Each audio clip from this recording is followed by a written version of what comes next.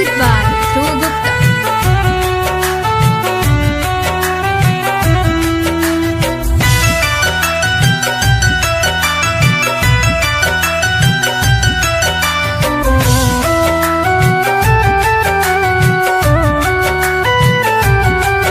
Composed by Dhruv Gupta.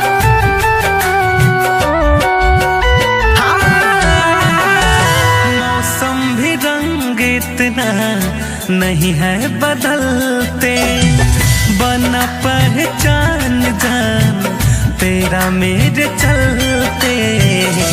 अक्षर अक्षर दिल से मिटाया तूने आज है, क्यों पूछती हो मेरा बाप क्यों नाराज है।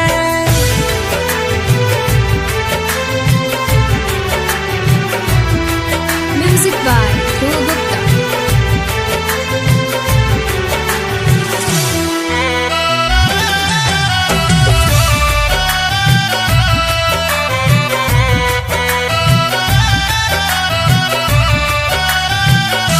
उंगली पकड़ के तुम्हें चलना सिखाया, मिलते ही शोहरत तूने हमें ठुकराया।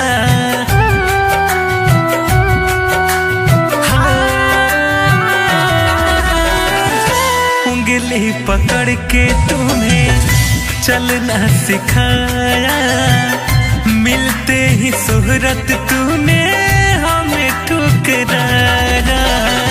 दफन सीने में मेरे और बहुत राज है, अक्षर अक्षर दिल से मिटाया तूने आज है, क्यों पूछती हो मेरा बाप क्यों नाराज है।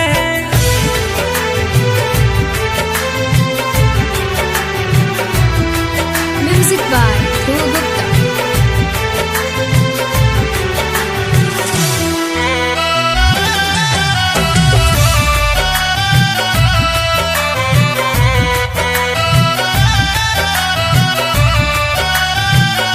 संभल गया हूँ अब तो याद न दिलाओ, सोए हैं अरमा सारे अब न जगाओ।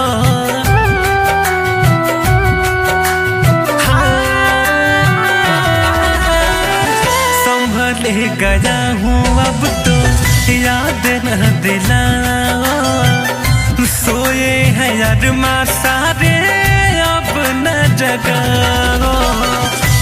अमित रसिक कहे तो दगाबाज है, अक्षर अक्षर दिल से